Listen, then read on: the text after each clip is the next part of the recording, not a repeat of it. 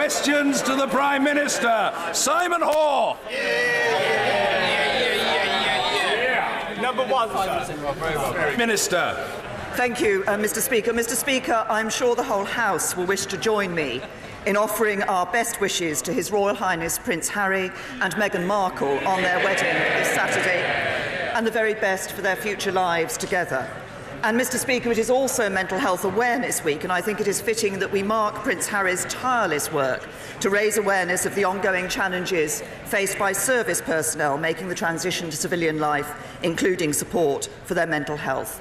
And, Mr. Speaker, may I say how appropriate it is for this House to have recognised the bravery and hard work of PC Jonathan Wright and PC Craig Nichols in apprehending the killer of Joe Cox.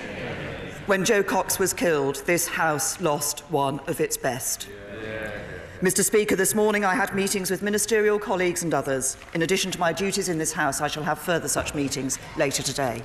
Simon Hoare. Thank you, Mr. Speaker. Animal welfare and environmental standards are clearly key for British agriculture, but could I ask my right honourable friend to reassure UK farmers that food security and food production will be recognised and at the heart of future UK agriculture policy?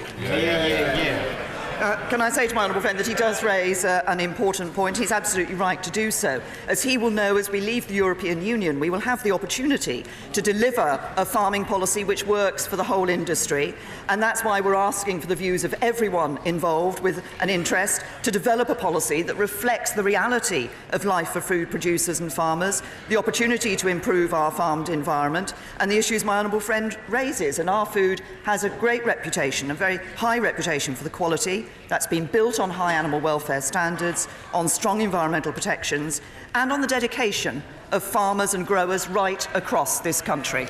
Jeremy Corbyn.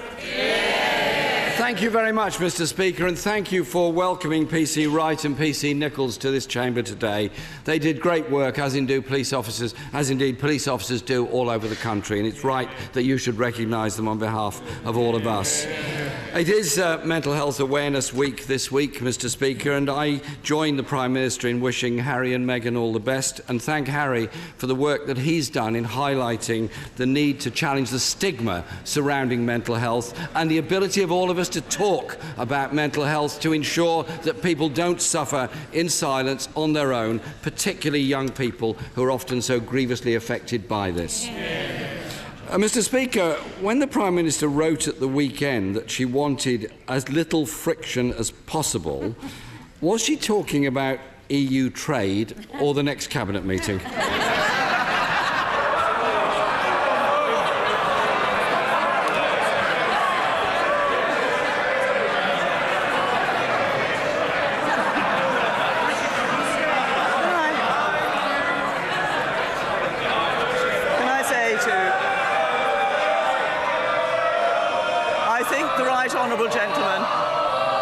I think the right honourable gentleman knows full well that this government has a policy of leaving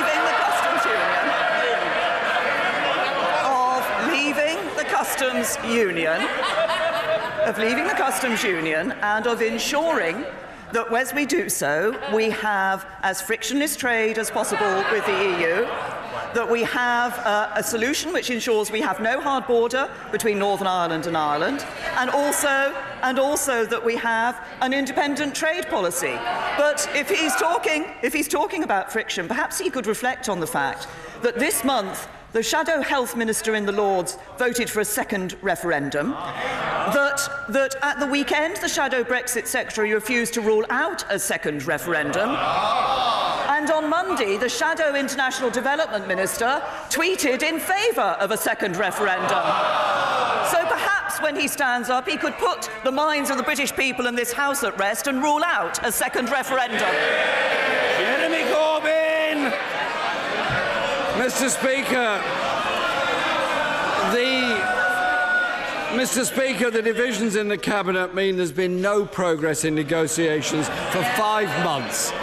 The reality is the Cabinet is more interested in negotiating with each other than it is with the European Union. Mr. Speaker, the Prime Minister's promise of as little friction as possible is in stark contrast with the earlier commitment that it would be friction-free. So could the Prime Minister explain how much friction she is willing to accept? Businesses and workers in those companies need to know. To the right honourable gentleman that we want to ensure that we are able to continue to trade in as frictionless a way as possible. And the suggestion that trade at the moment is entirely frictionless is actually not correct.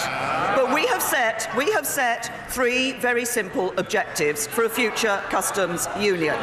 Now, I will say to this House that achieving those objectives, which I've just set out, is not easy. It is difficult.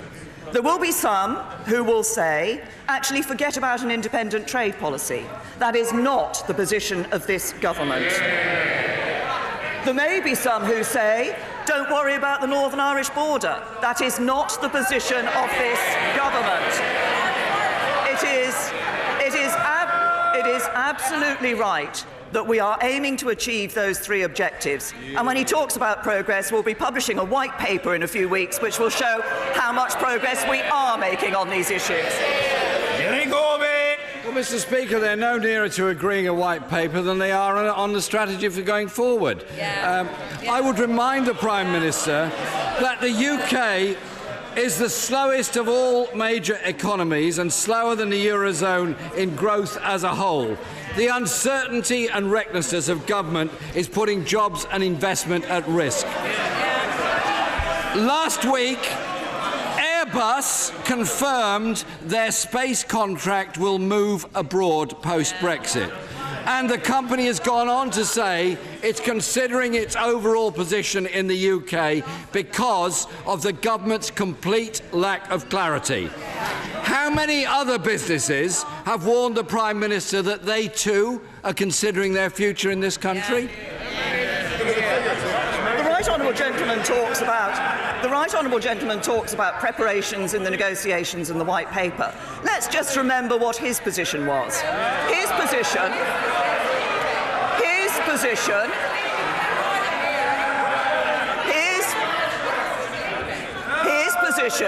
was that we should have triggered Article 50 immediately after the referendum.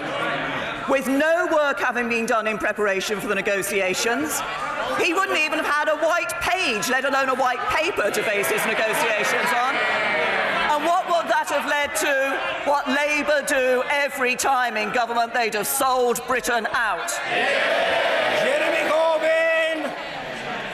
The problem is, Mr. Speaker, the Prime Minister's own position isn't even supported by her cabinet. Rolls-Royce have said, Mr. Speaker, Rolls-Royce, we're worried about border checks. We need to be thoughtful and careful about future investments. Ford, any sort of border restrictions and customs friction is going to be an inhibitor to us continuing. Vauxhall, we cannot continue to invest in a world of uncertainty.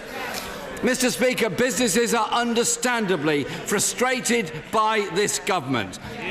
This week, the Environment Secretary gave his view on the Prime Minister's preferred customs partnership model. He said there have to be significant question marks over the deliverability of it on time, as it has flaws. Well, at least he didn't call it crazy, like the Foreign Secretary.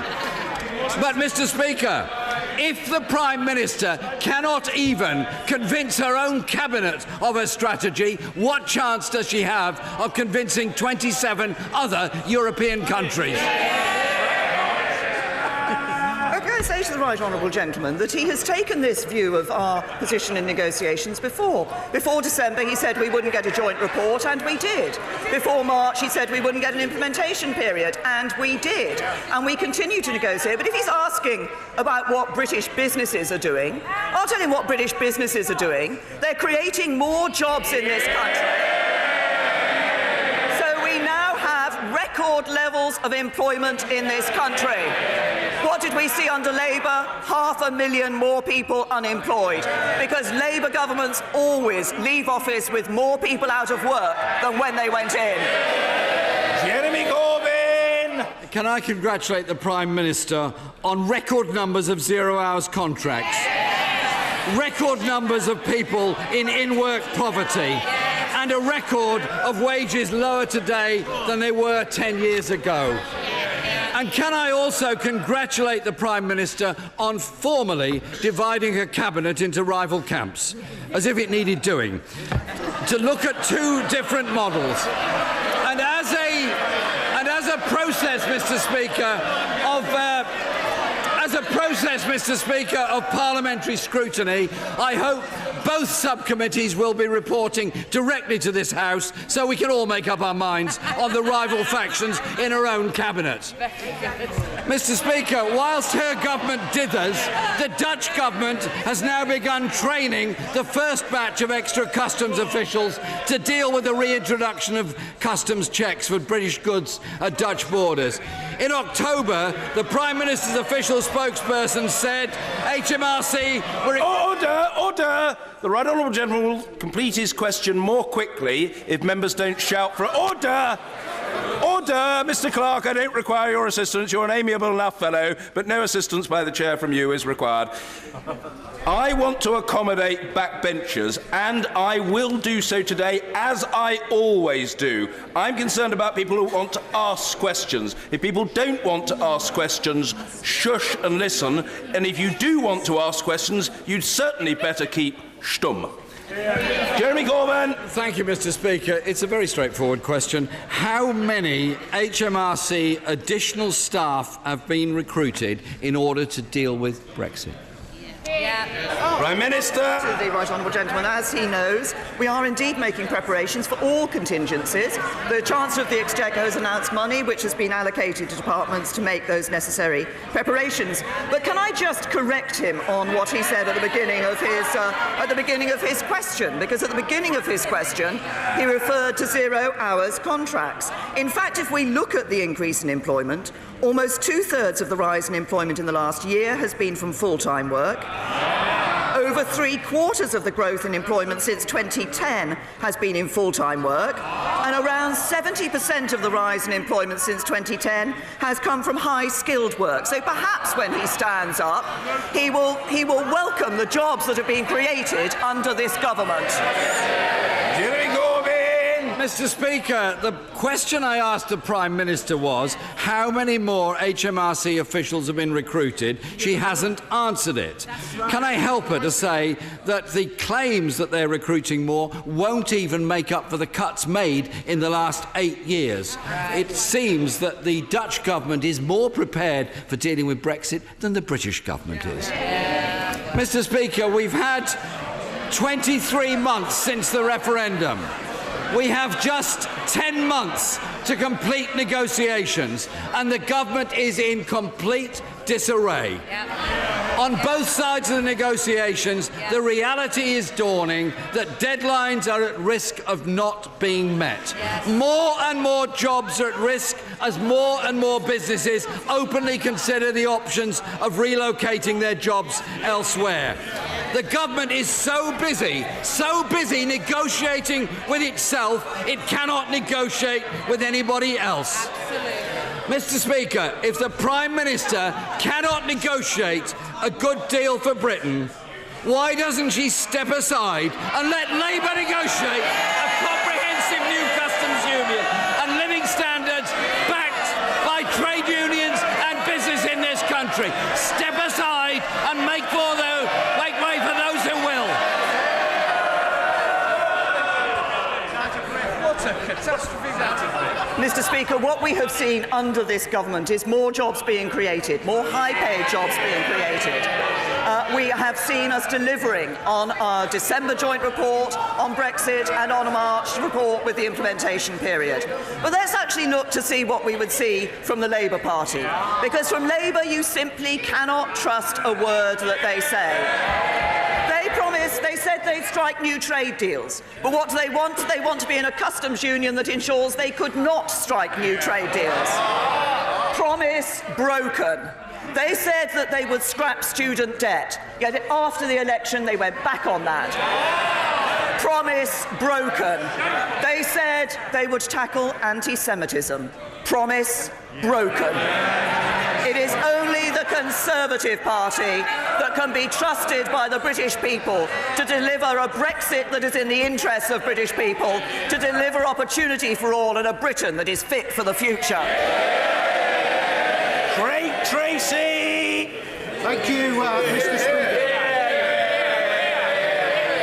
Yesterday we had the fantastic news that real wages are rising, which combined with the threshold where people begin to pay their tax will mean that people in North Warwickshire and Bedworth keeping more of the money they earn and having more money in their pockets. Will the Prime Minister join me in welcoming this good news and agree with me that we need to keep backing our workers and great local businesses to deliver even more well-paid jobs? Can I say to my honourable friend, I'm very happy to join with him in welcoming the good economic news, not just of more people in employment, but that real wages are up. And I note that when I challenged him to do so, the Leader of the Opposition was unwilling to welcome the number of jobs that have been created in this country that mean there are more people with a regular income to look after their families. And with the news that real wages are up, as my honourable friend says, that means more money in people's pockets under the Conservatives. Ian Blackford! Thank you, Mr. Speaker. I'm sure the whole House would wish to join me and wish Ramadan Mubarak to all Muslims who are preparing to start the month of Ramadan today. Mr. Speaker, last night the Scottish Parliament voted by 93 votes to 30, refusing to consent to the withdrawal bill. The Scottish National Party, the Labour Party, the Liberal Democrats and the Greens all voted to refuse consent. The Conservatives are isolated and out of touch with the people of Scotland. Will the Prime Minister respect the will of the Scottish Parliament and work with the Scottish Government to amend the withdrawal bill? I say to the right honourable gentleman, we have been working with the Scottish Government for some time now, as we have been working with the Welsh Government on this issue. First of all, decisions that the devolved administrations are able to make before exit will continue to be able to be made by them after exit. What the bill does is sets out a mechanism that respects devolution and lets us maintain the integrity of our own common market as we work out the long-term solutions. I think this is a reasonable, a sensible way forward. The Welsh Government and now the Welsh Assembly, including Labour and Liberal Democrat members of the Welsh Assembly, agree with that. I think it is right that we go ahead with measures which not only respect devolution but also ensure that we maintain the integrity of our common market. And Blackford! Mr. Speaker, if the Prime Minister wishes to respect the Scottish Parliament, then the Prime Minister should respect the vote that took place last night. Mr. Speaker, it is very simple. The Tories are seeking to veto the democratic wishes of the Scottish Parliament. This is absolutely unprecedented. If this government forces through the legislation without the consent of the Scottish Parliament, the Prime Minister will be doing so in the full knowledge that they are breaking the 20-year-old devolution settlement. Will the Prime Minister reassure the House that the withdrawal bill will not go through without the consent of the Scottish Parliament? I say to the right honourable gentleman, of course we're disappointed that the Scottish Parliament has not granted its consent. We've been working hard in recent months to find a way through on this particular issue and on this clause. I think the effort that has been put in it has been shown by the fact that the Welsh Government and the Welsh Assembly have given their consent to this bill. And can I just say to the right honourable gentleman, we want to ensure the integrity of the United Kingdom's common market.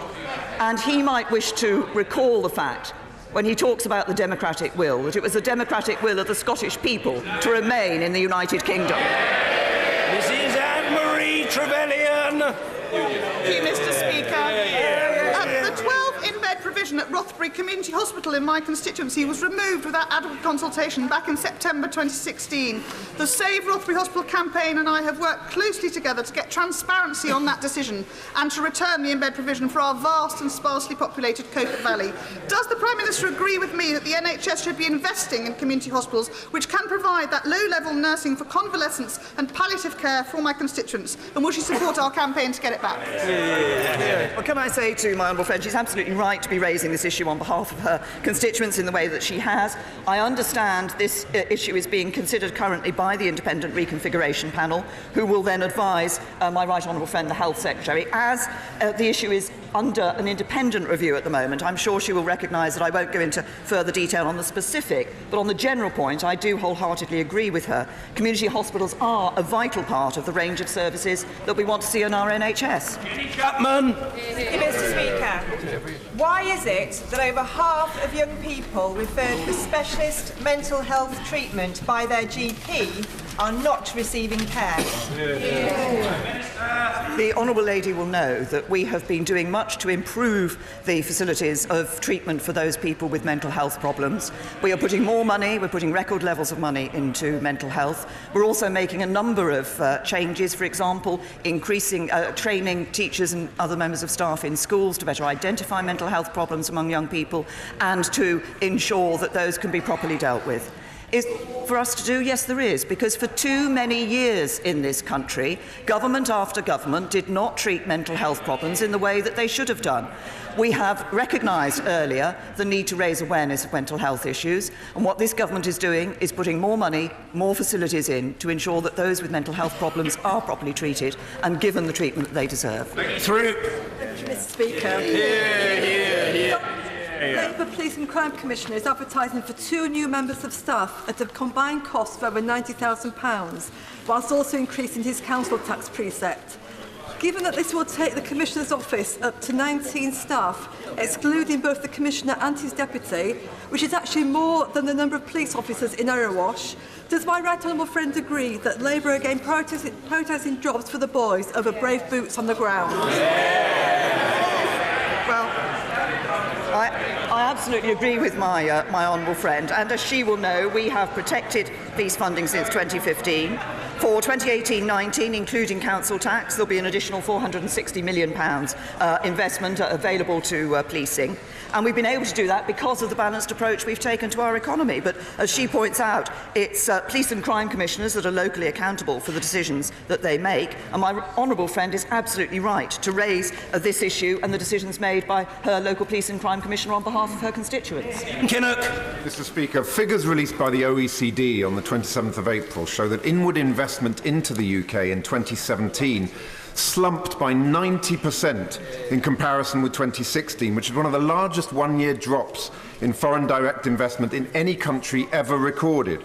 It's crystal clear that if this downward trend continues, it will have a catastrophic impact on steel and the other manufacturing and services industries that are the lifeblood of our economy in Aberavon, in Wales and in the UK.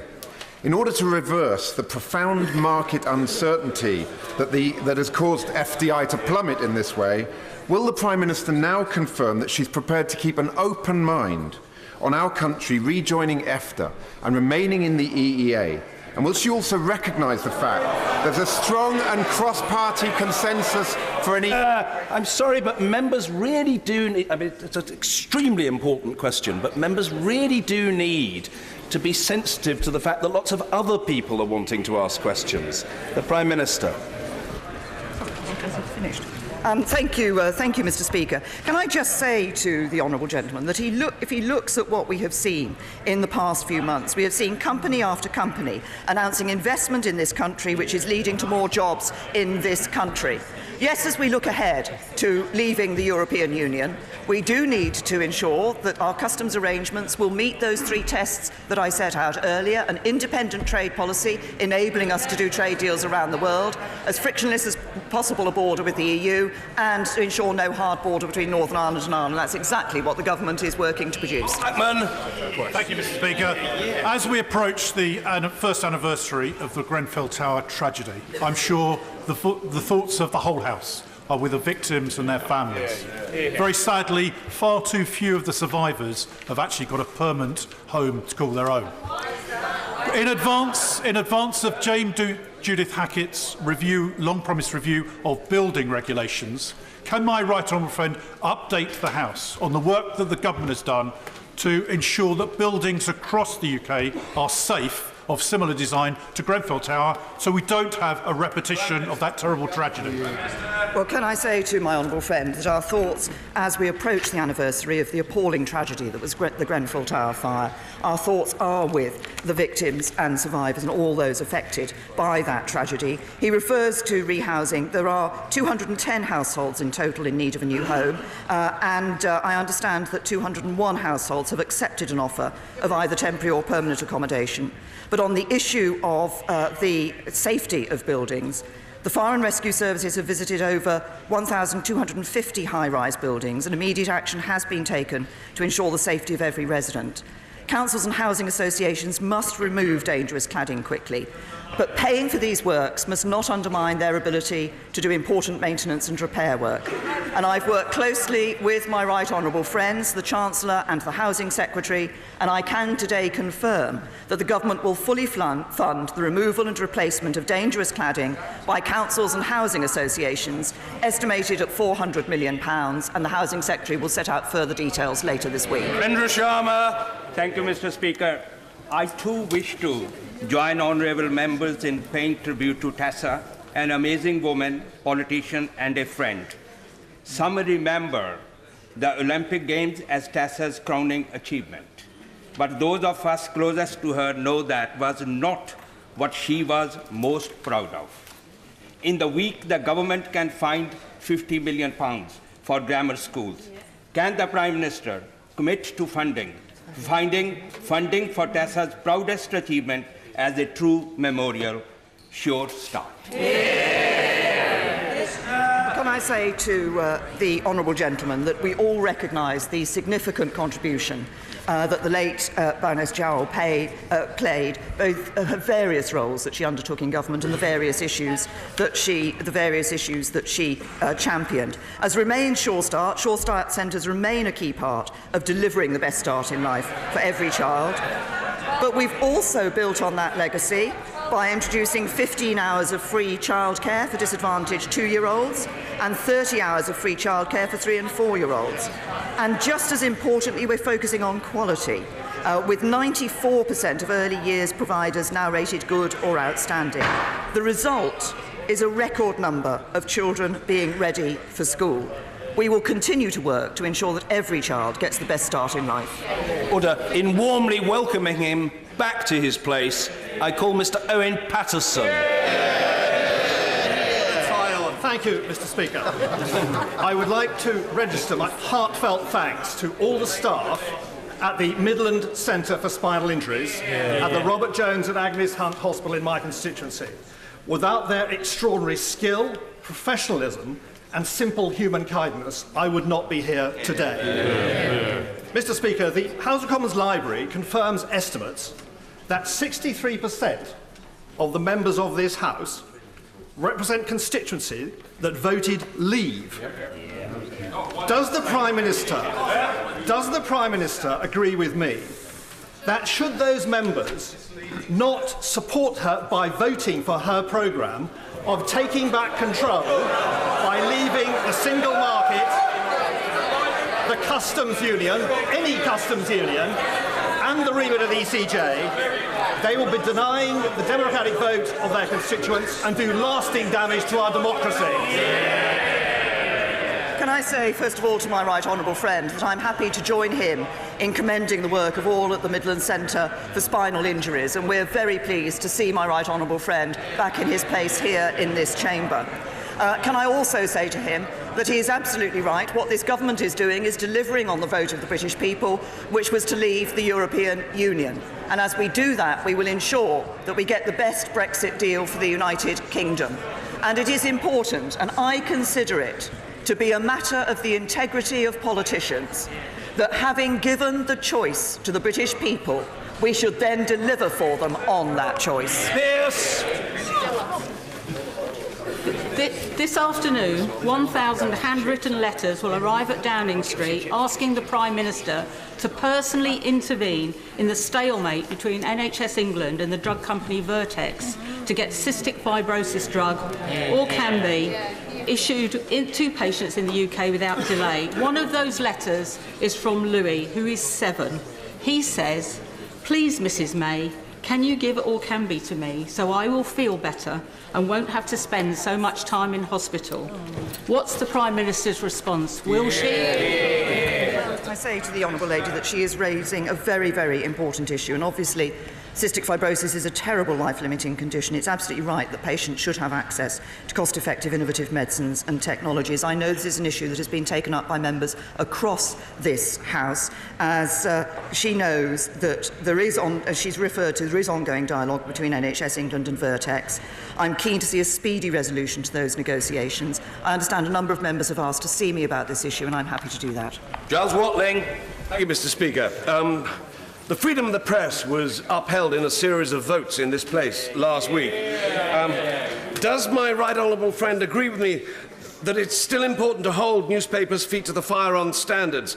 And will she join me in encouraging further progress in this area? Prime Minister. Say to my honourable friend, he's absolutely right. I mean, this House has voted to uphold the freedom of the press. That is an important underpinning of our democracy. Of course, we expect high standards from our press, and as he will know, arrangements have been put in place to ensure that there is that opportunity through various bodies to be dealing with that issue. But I think it is important that everybody in this House is ready to accept whatever. We don't always agree with what the press say, and sometimes what they say is uncomfortable, but their freedom is an important part of our democracy. Thelma Walker. Thank you, Mr. Speaker. I welcome that the Health Secretary is in listening mode and has referred the plans for downgrading Huddersfield Royal Infirmary back to the Trust. But now is the challenge, Prime Minister. How is your government nationally going to fill the 34,000 nursing vacancies, recruit the 47% of vacancies in GP surgeries, increase funding for community NHS services, fix Kirklees Council's social care funding gap of £9 million a year, and protect our NHS so it's free at the point of use in its 70th year? You remain true and to uphold the principles of the National Health Service. We are putting more money into the National Health Service. Since November, in fact, my right honourable friend the Chancellor has announced a further £10 billion going into the National Health Service. I myself have said that we will have a review for a long-term plan for the National Health Service, and that will include multi-year funding. And she refers to numbers of doctors and nurses. We have more nurses and more doctors in our National Health Service today than we did when we came into government. Wheatley. Thank you, Mr. Speaker. A growing number of university students are struggling with their mental health, and tragically suicide has risen among students. My right honourable friend has shown her commitment to mental health among young people with the plans for mental health care in schools. Can I ask my right honourable friend to make the mental health of university students her next priority? Can I say to my honourable friend that she of course raises an important point. She says we've put a focus on the mental health of children in schools because we know that a significant proportion of mental health problems will start before a child is reached the age of 14. But she makes an important point about university students, and that's certainly something I will look into. Marsden. Mr. Speaker, Erasmus Plus is the EU programme that's given 600,000 people from the UK the chance to train, study or volunteer abroad for 30 years. Apprentices, students, businesses and workers. The government said that Erasmus Plus is safe till 2020, but made no commitment to keeping it thereafter. It's being forgotten about. Keeping all those benefits, especially for younger people, many in Blackpool, is one thing to unite both leave and remain. So will the Prime Minister make sure Erasmus Plus is now a top-line item for her ministers and give us this pledge today? say to the honourable gentleman that we have not forgotten about Erasmus or indeed a number of other programmes which give opportunities for universities and students here in the United Kingdom. When we leave the European Union, we have said that there are certain programmes that we wish to remain part of, and Erasmus is one of those that we have cited that we may wish to remain part of. But of course, we're in a negotiation with the European Union, and we will be dealing with these matters in those negotiations. Merriman. Speaker, you're looking resplendent in your Arsenal tie, may I say. Mr. Speaker, I was fortunate enough to go to Djibouti, an African country with great challenges, which I visited with UNICEF. Mr. Speaker, I'm sure everybody in this House would want to see the UK do more with trade in Africa. So given that 485 of us voted to allow the Prime Minister to trigger Article 50, would the Prime Minister agree with me that we should support her leadership, support the UK in getting the best deal so that we can trade with Africans and help lift them out of poverty? My honourable friend raises a very important point. When we leave the European Union, we will be able to negotiate those trade deals in our interests and not rely on Brussels negotiating trade deals for us. And we will have that independent trade policy. And certainly we will be looking to trade deals with a number of countries in Africa. And I took the opportunity at the Commonwealth Heads of Government meeting to speak to a number of leaders from Africa about just this issue. Sir Kevin Barron. Thank you, Mr. Speaker. In February 2015, after the publication of the Casey report into CSE in Rotherham, the Prime Minister in her previous role said if resources are needed, they must be provided. But the fusion bid has only received just over 30% of the funding requested. This funding is needed desperately to support survivors of CSE and pursue convictions against the perpetrators. Will the Prime Minister ask the Home Secretary and the Justice Secretary to authorise the rest of the funding as a matter of urgency?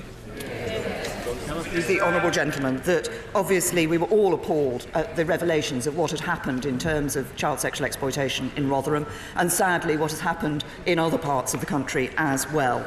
I will ask the Home Secretary to look at the issue. As the honourable gentleman will know, certainly as regards police funding, there are arrangements whereby bids can be put into the Home Office. Those are properly considered and discussed with the police force in question, and decisions taken on that basis. Antoinette Sandbach. Thank you, Mr. Speaker. My constituent Sharon Holman went through the devastating loss of her teenage son who committed suicide. She is seeking a serious case review by Kent County Council about multi-agency failings that meant he didn't get appropriate mental health support. This week is Mental Health Awareness Week. What reassurance can the Prime Minister give to my constituent and others about the need to assure appropriate mental health support for children and the need to ensure that lessons are learnt from this tragic loss? Well, first of all, can I say to my honourable friend that I'm sure the whole House, the sympathies of the whole House will be with Sharon, because no parent should have to endure the agony of burying their child. And can I reassure her that we are absolutely committed to seeing mental health services improve on the ground. That's why we are making an additional, we've committed to making an additional £1.4 billion available to improve children and young people's mental health services. And by 2020-21, we've committed to ensuring that 70,000 more children and young people each year will have access to high-quality NHS mental health care. With regard to the specific case that she's raised, I know that my right honourable friends, the Education and Communities Secretaries, would be happy to look into the detail of that case in order to ensure that lessons are indeed learnt. Dr. David Drew. Mr. Speaker, I've been working with a group of parents who have adult children who were seeking long-term accommodation. They were advised and indeed encouraged to use the support for mortgage interest scheme. The government has since abolished the scheme and replaced it with a loan.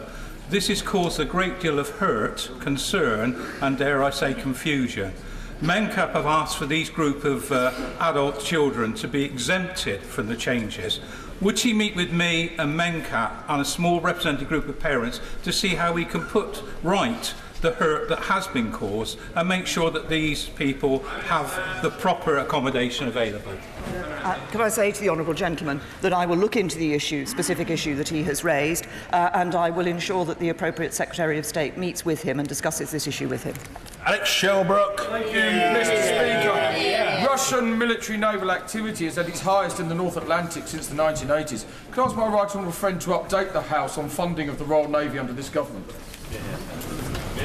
Well, can I say to my honourable friend, I'm very pleased to make the House aware, of course, once again, of the significant funding that is going into our defence forces, into our armed forces, and including, of course, for the Royal Navy, a significant investment in the ships of the Royal Navy. I'm very pleased to have been able to be on Queen Elizabeth, the new aircraft carrier, which I think is indeed a very fine representation of the commitment that we put to our defence spending. As my honourable friend will know, there is a modernising defence programme review that is taking place with the Ministry of Defence, the Treasury and Number 10, and we will be looking in due course at any changes that need to be made to ensure that our defence capabilities do indeed meet the threats that we face.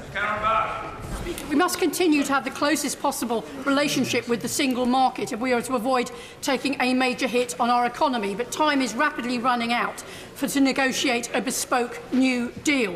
What possible reason can there be for her not giving members of Parliament the earliest possible opportunity to vote in this place on the EEA? Can I say to the Honourable Lady that this House has had and will continue to have many opportunities to debate these issues in relation to the European Union and the United Kingdom's future relationship with the European Union. There will be not only that meaningful vote that has been promised, but also, obviously, the voting on the European Withdrawal Agreement and implementation bill that will come before this House, and a number of other relevant bills for our Brexit. Jones. More homes across North Yorkshire will be receiving access to superfast broadband thanks to investment from this government and North Yorkshire County Council. Much of that will be connected with fibre direct to the premises. Does the Prime Minister agree with me that fibre represents gold standard broadband and that local authorities must use all their powers to ensure developers install fibre broadband when building new homes? Well, can I say to the honourable gentleman, of course he raises a very important point, that access to superfast broadband is important, not only for individuals but also for people who are running businesses at home and in his community. And it is important that we look ahead and that when local authorities are putting these arrangements in place, they do so put into place the best opportunity for providing for people so that we can see not only people's personal interest in accessing broadband being able to be met, but also the interests of the local economy. Stephen Gethins. Mr Speaker, my constituent Jan Steen is an incredibly hard-working Church of Scotland minister who has made North East Fife his home over the past 7 years.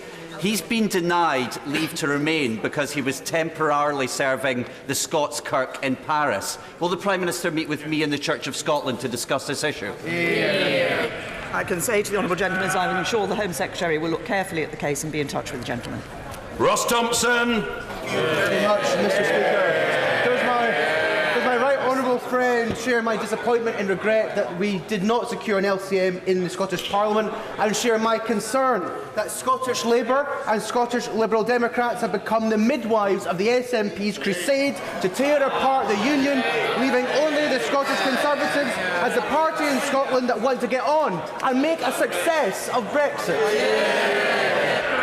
Can I say to my honourable friend, I share his disappointment. As I said earlier in response to the right honourable gentleman speaking on behalf of the SNP, we have worked long and hard with the Scottish Government and with the Welsh Government on these proposals. The Welsh Government and the Welsh Assembly have accepted those proposals. Labour and the Liberal Democrats in the Welsh Assembly voted for those proposals, and I think it is a shame that in the Scottish Parliament it was not possible to see that agreement being reached with the Scottish Government, because what we all want to do, as my honourable friend says, is deliver a Brexit that is good for the whole of the United Kingdom. Nigel Dodds. Mr Speaker, following the completion of the boundary reviews work, which is due for completion at the end of this year and which is due to apply to the whole of the United Kingdom, reducing the number of constituencies and members in this House, has the Prime Minister given any further consideration to the resulting increase relatively in the size of the executive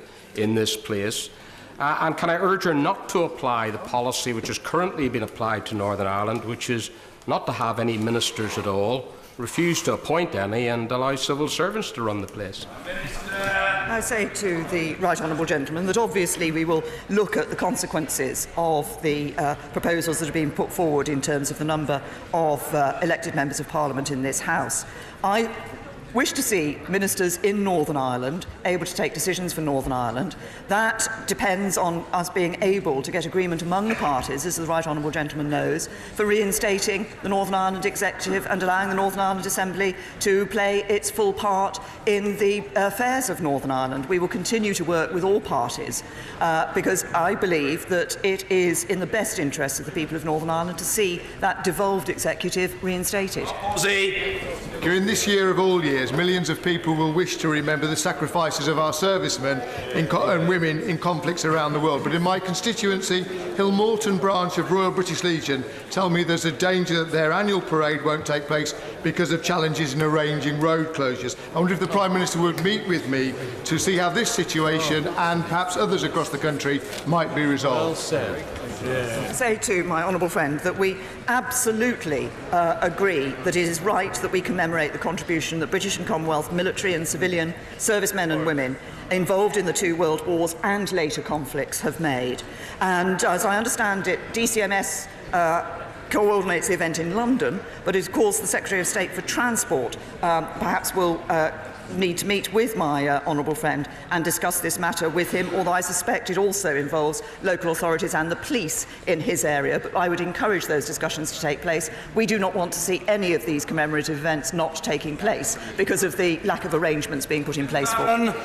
Speaker, the Lakes line from Oxenholme to Windermere has seen 160 cancellations in the month of April, and in the first week of May alone, 72 cancellations, risking the potential futures of GCSE students as they're trying to get to school and left stranded, affecting people trying to get to work, and the hundreds and hundreds of people visiting what is Britain's second biggest tourist and visitor destination. Will she join with me in saying that is an outrage? Will she use her office to ensure that Northern has the franchise removed from them, and will she undo the damage to the Lakes line by keeping the government's initial promise to electrify that line? Can I say to the honourable gentleman that my right honourable friend the Transport Secretary is aware of the issue that he has raised. I understand the Department for Transport is working with Northern Rail to identify the nature of these issues and to see a quick resolution of them. Despite clear evidence of potentially criminal wrongdoing, our regulators and law enforcement agencies seem unwilling or unable to take action against those at the highest level responsible for the business banking scandals at RBS, at Lloyds and at HBOS. Would the Prime Minister do everything she can to make sure those are held to account regardless of their status, seniority or background? To my honourable friend, this is an issue that I know he has not only raised today, but he's been a tireless campaigner on it, and he is absolutely right. Small businesses are the backbone of our economy, and it's vital that lessons are learned from what happened at RBS and at HBOS Reading. As he will know, the Financial Conduct Authority has reported that there were areas of widespread inappropriate treatment of firms by RBS. This was unacceptable. He will also know that the events at HBOS Reading constituted criminal activity for which those responsible were brought to justice. But the independent FCA is currently investigating matters arising from both of these cases. I look forward to receiving their conclusions, but it is important that we do ensure that this matter is fully addressed properly so that it does not happen again. Thank you, Mr. Speaker. If, like Jane, the Prime Minister had worked at Sainsbury's, nights at Sainsbury's for the last 30 years, how would she regard their plans to cut her pay by £2,000 as one of 13,000 people due for a pay cut in 2020? Would she agree with boss Mike Coops that they're in the money? Yeah. Or would she see it as an insult to Jane's hard work, determination and just about managing? Yeah. Can I say to the honourable lady that we recognise the hard work that many people like her constituent put in and day out to our economy to keep that economy going. I will look at the issue that she has raised, but these are commercial decisions that are taken by the employer and by Sainsbury's. Order.